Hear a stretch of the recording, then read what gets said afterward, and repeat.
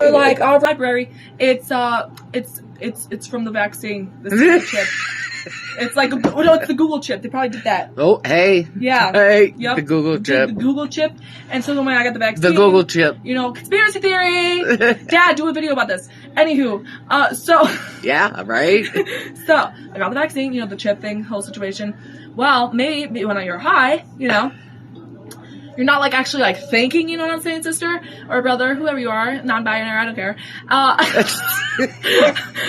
So crazy. It's then the Google chip's oh crap, she can't know she's high.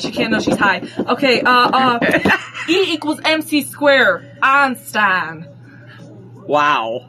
I didn't know that, but Google chip, Biden, get vaccinated, kids. Oh my God, that is so good. I am now your spokesperson, Biden. Yay!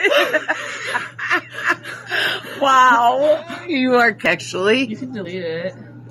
Welcome back to Reading Between the Lies. I'm your host, Edward Kavik. Okay, also known as James G, but we all know that. Today's topic is, why is the media and the government kind of pushing for a race war? If you think about it, okay, one,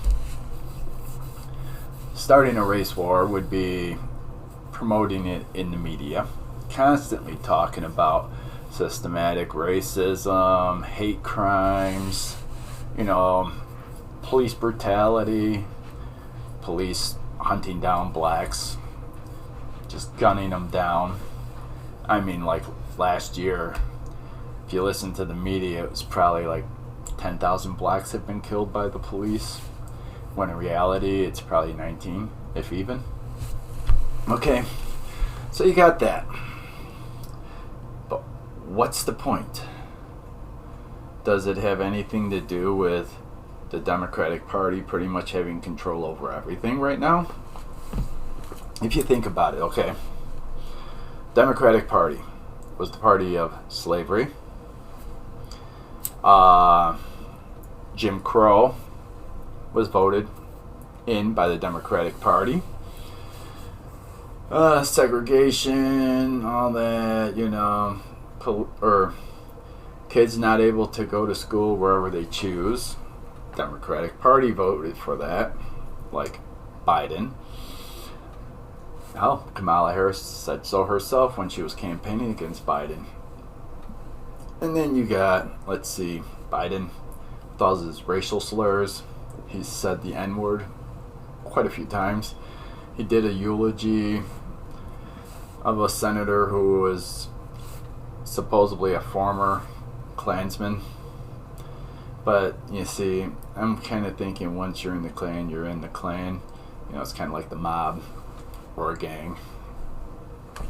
Alright, then you got, and mind you, he said that was one of his best friends. Democratic Party making it seem like the blacks need them. I mean, they can't do nothing without the Democratic Party. We will change your life, according to the Democrats. And the blacks have been voting the same way for over 50 years, and supposedly, according to them, and even the media and the Democratic Party, they're still worse off than they were over 50 years ago. So what has the Democrats done for them? They need to open their eyes and look at the big picture, alright? The big picture. And realize that all these black senators and race baiters, well, the black senators are tokens, plain and simple, just like Kamala Harris is a token. They're allowed in the Democratic Party as senators and that to keep the blacks in check. That's the only reason. Like Maxine Waters. What has she done for her neighborhood? I'm pretty sure not very much. Okay. Kamala Harris, failure number 2, along with Joe Biden. Then you got, these race baiters like Al Sharpton, Jesse Jackson, you really haven't heard much from. Thank God. But Al Sharpton, okay? And a few others. They keep the racism going. Why? They make lots of money off of it. If you realize that racism isn't a problem, they're out of money. Plain and simple. They can't get donations. They can't get this. They can't get that. They can't get their nice cars, their nice homes. I think when it comes to all this racism and hate crimes, most of it's black on black, okay? And the only ones that acknowledge this are the black communities, the pastors, and all that live in black communities. They know it's black on black crime. They don't have to worry about the police. They have to worry about black gang members, other black thugs. Okay, so you got all these issues with all these people. But why would they want a race war? Why are they kind of promoting it? By beating around the bush and all that. The only thing I can think of is the Democrat Party in general. Okay, I'm not saying all Democratic politicians think this way. They have a grudge. If blacks can't be slaves, we'll try to get rid of them another way. Or they will just become slaves to the Democratic Party. One way or another, they're going to be the Democrats' slaves. That's the way the Democrats look at it. And mind you, I'm not saying all of them. Okay, there are some good Democrats out there, politicians. Just like there are some good Republican politicians out there that actually want to make a difference in the world. Or at least in their communities. But you got all these issues, all these people pushing their race card. And the biggest ones talking about it are celebrities, black celebrities, black sports, people, race baiters on the news, all these black race baiters like Joyless Reed. Okay, what do they all have in common? If the system is so systematic racistly against the blacks, why do these people have so much damn money? Okay? You gotta ask yourself that. If the system's keeping the blacks down, why do lots of blacks have lots of money? Pretty sure Al Sharpton's a multi-millionaire. Louis Farrakhan, probably multi-millionaire. Jesse Jackson, multi-millionaire. Okay, you have to really look at the big picture. See what's really going on behind the scenes. And if you can't see what's going behind the scenes, they give all telltales, okay?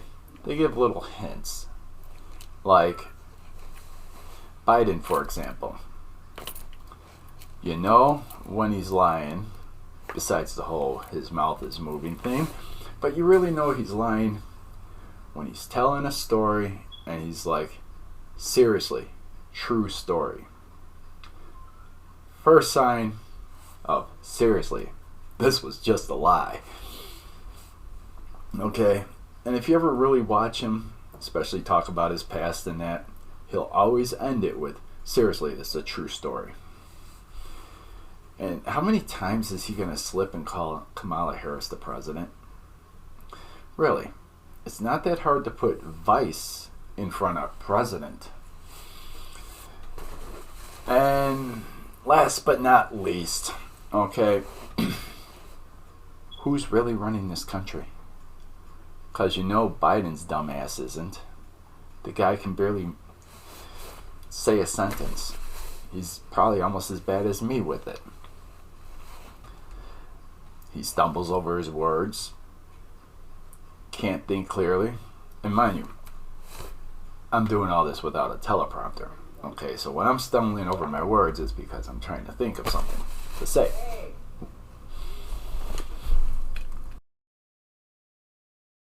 Sorry for the interruption just a few minutes ago. Wife called me, needed some stuff. So back to what I was talking about. Biden's a moron. Kamala Harris is even worse than he is. And we got all this garbage in the world. We got Russia ready to invade Ukraine. But Biden put his foot down. Putin laughed. But he still put his foot down. China ready to invade Taiwan. All they're waiting for is Russia to invade Ukraine. That's my prediction. And then Iran's going to invade a country too. Not exactly sure which country, but they're going to invade a country. And they'll have us fighting on 3 fronts. If Biden's brave enough to actually get into the war. Well, I'll leave you with those thoughts, okay? And let's see. Don't forget to subscribe, like, and please share the video. And hit the bell so you can be notified when I upload more videos, which I'm going to definitely start doing it almost every single day. Okay? So, God bless you. Have a good night. Keep your family safe, okay? And yourself safe. And remember, don't fall for the media, the politicians, all this crap they're trying to tell you. It's all lies. Literally. All lies, okay? So you guys have a good night. And I'll see you hopefully tomorrow, okay?